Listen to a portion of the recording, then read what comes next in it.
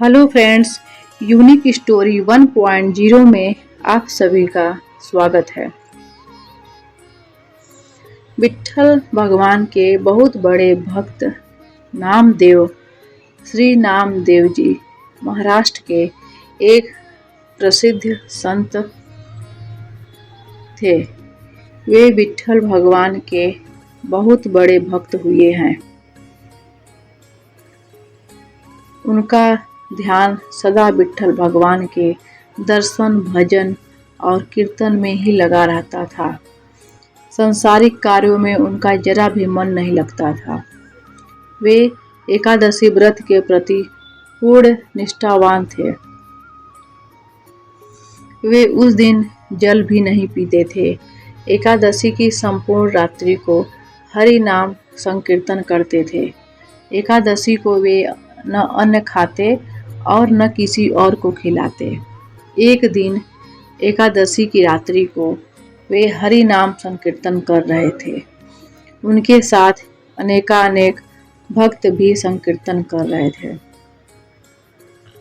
अचानक एक छेड़काए हड्डियों का ढांचा मात्र एक वृद्ध ब्राह्मण उनके द्वार पर आया और बोला, मैं अत्यंत भूखा हूँ, मुझे भोजन कराओ, अन्यथा मैं भूख के मारे मर जाऊंगा।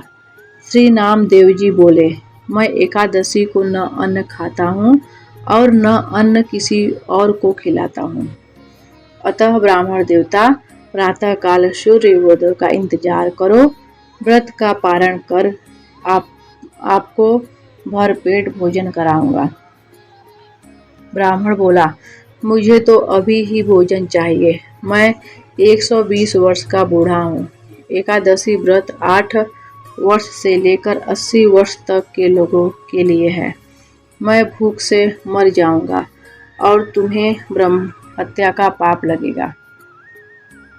श्री नामदेव जी ने कहा, ब्राह्मण देवता, चाहे कुछ भी हो जाए, मैं आपको भोजन नहीं करा सकता। कृपया आप सुबह तक प्रतीक्षा करें। श्री नामदेव जी के ऐसे व्यवहार के प्रति अन्य ग्रामवासियों ने नामदेव जी को निष्ठुर कहा और ब्राह्मण को भोजन देना चाहा, परंतु ब्राह्मण ने भोजन लेने से इनकार कर दिया और कहा, यदि मैं भोजन ग्रहण करूंगा तो सिर्फ और सिर्फ नामदेव जी से ही करूंगा। श्री नामदेव जी ने जब ब्राह्मण को भोजन न दिया तो कुछ ही समय में उसके प्राण पखेरु उड़ गए। वहाँ उपस्थित सभी लोगों श्री नामदेव जी के प्रति अशब्द कहने लगे और उन्हें हत्यारा कहकर संबोधित करने लगे। श्री नामदेव जी कुछ न बोले, पूर्ववत विट्ठल भगवान के भजन और कीर्तन में ही लगे रहे तथा एक पल के लिए उठे और मृत शरीर को ढक कर रख दिया। वह मृत देह के समक्ष नाम संकीर्तन करते रहे। प्रातःकाल श्री नामदेव जी ने व्रत पारण किया और एक चिता बनवाई। स्वयं उस ब्राह्मण के पार्थिव शरीर को अपनी गोद में लेकर चिता पर बैठ गए। चिता को प्रज्वलित किया गया। जब आग की लपेट श्री नामदेव जी तक पहुंचने ही वाली थी तो अचानक वह ब्राह्मण उठा और श्री नामदेव जी को उठाकर चिता से बाहर कूद पड़ा।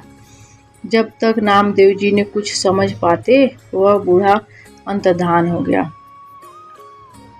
स्वयं विट्ठल भगवान ही उनकी परीक्षा लेने आए थे।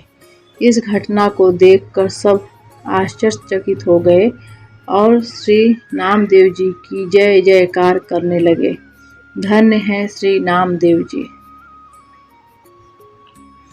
चित्त में प्रज्ञा का प्रकाश, ज्ञान का दीपक जले, तभी ठाकुर जी का निराकार स्वरूप दिखाई देता है। भगवान श्रवण से ही चित्त रूपी दीपक जलाने का प्रयास मानव को करना चाहिए। मानव को अज्ञानता से लड़ना चाहिए, मगर आलोचना और अज्ञानता पर चर्चा करके अपने समय बर्बाद नहीं करना चाहिए।